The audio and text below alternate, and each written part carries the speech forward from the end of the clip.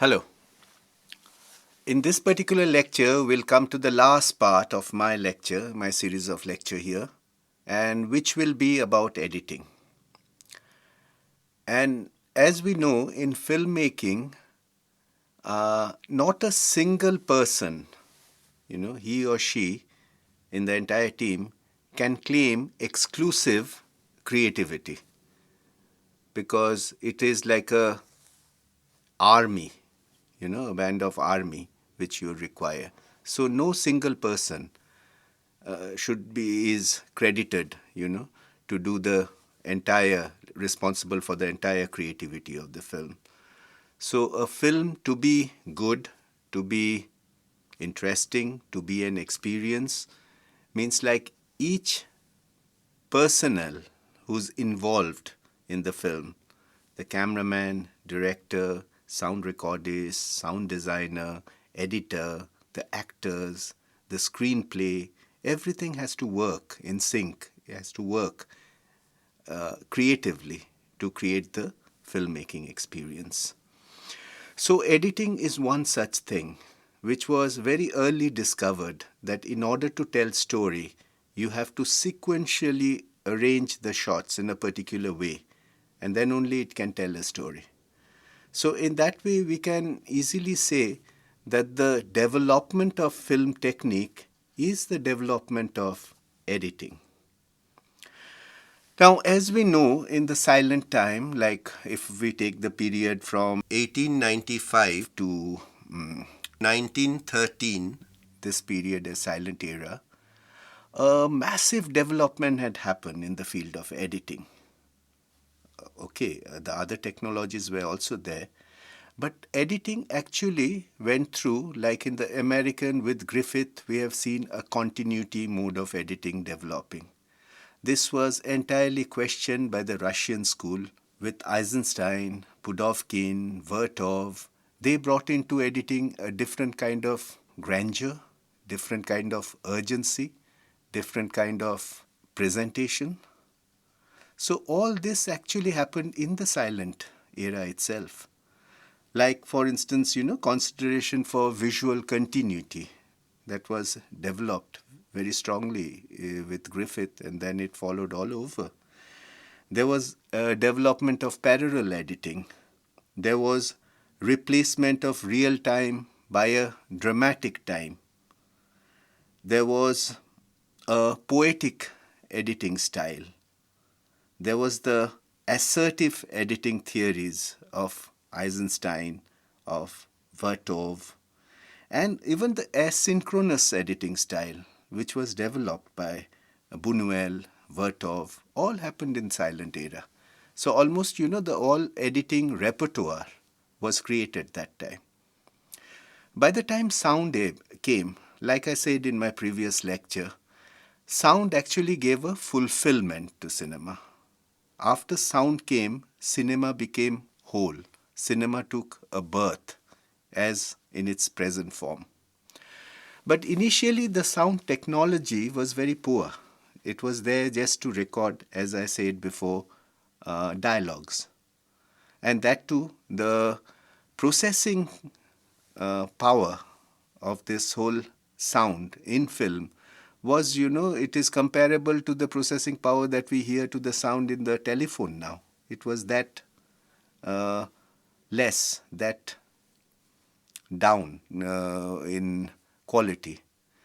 But there was a great improvement that came. And especially we say that in sound the improvement was much faster. It caught on very fast, because along with that the recording industry also started.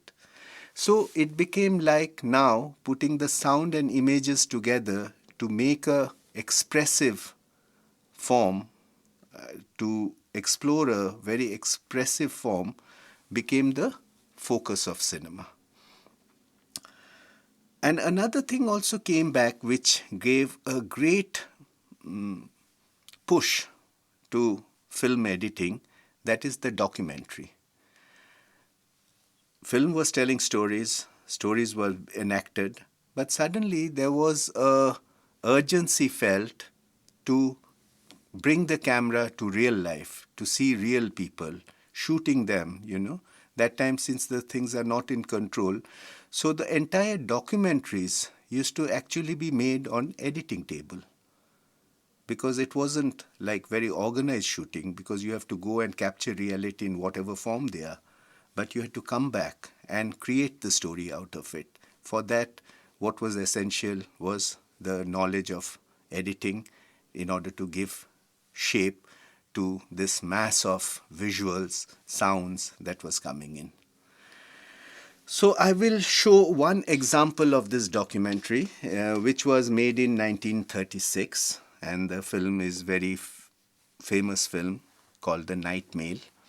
It was produced by John Grierson, he was also termed the father of documentary, and it was directed by Basil Wright. And quite interestingly, it had, in those days itself, in 1936, a position called the sound director. And there were three named there: Cavalcanti, Alberto Cavalcanti, the poet Auden, and the classical British composer Benjamin Britten. Now let us see how their combination worked, in the last part of the film Night Mail.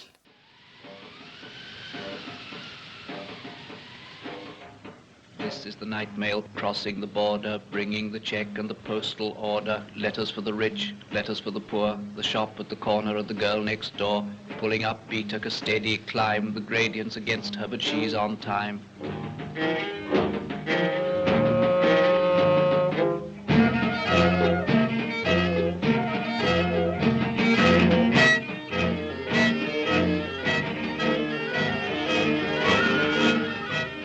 Past cotton grass and moorland boulder, shoveling white steam over her shoulder, snorting noisily as she passes, silent miles of wind-bent grasses. Birds turn their heads as she approaches, stare from the bushes at her blank-faced coaches. Sheepdogs cannot turn her course, they slumber on with paws across. In the farm she passes, no one wakes, but a jug in a bedroom gently shakes.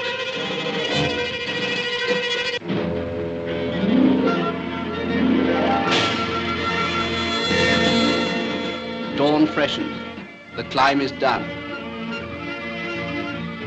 Down towards Glasgow she descends, towards the steam tugs yelping down the glade of cranes, towards the fields of apparatus, the furnaces, set on the dark plain like gigantic chessmen. All Scotland waits for her. In the dark glens, beside the pale green sea lochs, men long for news. Letters of thanks, letters from banks, letters of joy from the girl and the boy, receipted bills and invitations to inspect new stock or to visit relations, and applications for situations and timid lovers, declarations and gossip from all the nations, news circumstantial, news financial, letters with holiday snaps to enlarge in, letters with faces scrawled in the margin, letters from uncles, cousins and aunts, letters to Scotland from the south of France, letters of condolence to Highlands and Lowlands, notes from overseas to Hebrides, written on paper of every hue, the pink, the violet, the white and the blue, the chatty, the catty, the boring, adoring, the cold and official, all the hearts outpouring, clever, stupid, short and long, the typed and the printed and the spelt all wrong. Thousands are still asleep, dreaming of terrifying monsters, or a friendly tea beside the band at Cranston's or Crawford's. Asleep in working Glasgow, asleep in well-set Edinburgh, asleep in granite Aberdeen. They continue their dreams.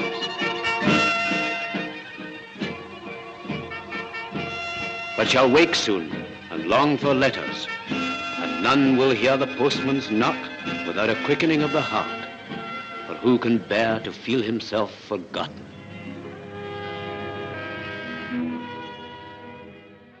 In the production stages, the editor's job actually begins when the shooting ends.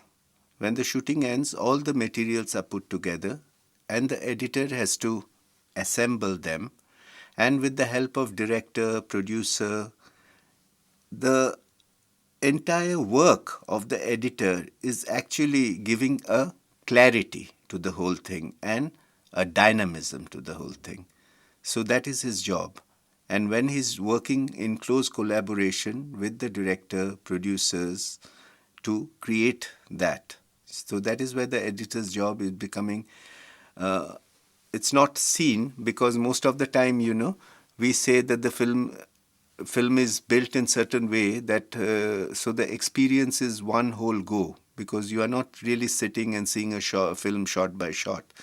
Later on, when we analyze the film, we see it shot by shot, but the impact is giving it a whole, that the entire experience should be one linear experience. That is what has to be achieved. So there it becomes a very important task. And as we know that the entire filmmaking process is fragmented. The shots we are taking is fragmented, the takes we are taking is fragmented, the sounds we are taking is fragmented. Now these pieces of fragmentation, making it whole, editor plays the most very, very creative part and very important part in that way. So any bad editing can ruin a film completely. So whatever good intentions of the director may be, whatever great shots you might have been taken, whatever great acting one has done, everything will be ruined if the proper rhythm, order is not caught. Now, as we know, in film industry, everything becomes very quickly conventionalized. So there was a type of rhythm, there was a type of pacing which was set by these, American schools, the Russian schools, in a certain way, which dominated, which almost became the form. This is how film should be edited. And as we have seen this happening again and again, film industry is led by, definite conventions. So there are time and again people come forward and they challenge these conventions. So, the whole continuity editing, as you know, was later on challenged by the Nouvelle Vague school in France, like a person like Jean-Luc Godard, when he made a film called Breathless. So he actually used jump cuts. He was jumping from one shot to another in the same frame. But with the overall rhythm, it was working. So in that way, that also gave another sense for editing.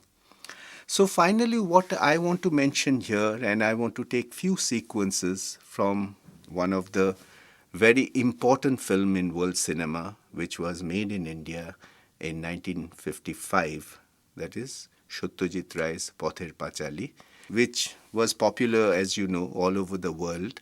And that was identified, with something that India is a filmmaking nation and they produce work of arts. So it was recognized as a work of art all over. And it was a great inspiration for the Indian filmmakers to make films of world standard. So let us take one sequence from this film, and which is the very famous sequence of the train and the two characters of that film, Opu and Durga. Now in this particular sequence, we saw there was a gradual development. The pacing was little slow. If you go notice very carefully, you will find there was lot of awkwardness. Like Opu is just standing, turning back, looking for instruction as if, if you see the film silent, you'll see all these things happening. That there is, again, going by the continuity style, there is a big jump cut. We see the train actually coming from right to left in the beginning. Then when it cuts, it cuts the other side of the track and we see the train suddenly going from left to right, which was in that way a continuity jerk. But all these things were somewhere with the overall pacing and rhythm, this falls into a very memorable sequence. Wherever the film was shown, people were moved by this scene because of that. Although there are a lot of, in shot taking, there are a lot of defects, faults. But when they are put together by a experienced editor, in this case it was Dulal Dotto, that was his name, he really saved that sequence. He made something brilliant out of it. And in the script, it was something like a sequence was supposed to be made that the train was seen by Opu and not by Durga. And one visually did that, In a sequence, we just see Durga dropping, and after that she's not used. We cut back, and we see only Opu running. And in that way, the scene was built. So next in the round, I'll come into another sequence from the same film. Now, which was, if you see, edited in a very classical, tragic way, There is one particular thing we are guided by whenever we are making films, films are being edited, that is point of view. So, there are two people talking, so generally there is an over-shoulder shot, another single shot, and one edits a sequence like that, keeping the point of view, keeping clarity, and making it dynamic. So in this particular sequence where we see there is a nice exchange of persons, action and reactions all coming together with, of course, sound, that is a music, and a performance of these actors. Let us see this sequence. So here we see a very classical way of editing where different viewpoints have been established, the drum beats coming in at the same time, to drown the violence of the scene, making it maybe more violent.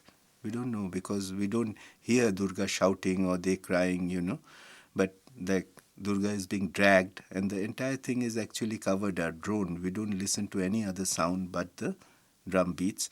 And finally, when she puts her outside and shuts the door, then suddenly the sound stops, the music stops, which is the non-diegetic sound that was there, just stops and the real sound comes and we see these two women really crying on both sides of the door. And Opu is the person who's seeing it finally. It ends up with him. So that is where, you see the development and its climax almost in the same sequence and coming into a null, coming into a silence, coming into a settlement. That sort of pacing is actually done through the art of editing where the sound and images are coming. So in that way, it's a very important sequence once again, if we analyze and find about the power of editing. And another scene that I'm going to show, which comes in the film, actually, it comes after the train sequence. That is where Indi Thakurun is dying. Now, with Indi Thakurun, we know that she's this old aunt who actually has no place in the entire family. Nobody actually wants her, but she's just, she's there. She has to be there. She's a survivor. So she goes around and each time she's driven out of the house again and again. So right in the beginning of the film, she was also driven out. And when Opu was born, she came back. And once again, she's driven out and she dies all alone, sitting under the tree. And this is the very expressive use of sound, music, acting, direction, and all has come together to create this expressive sequence through the art of editing.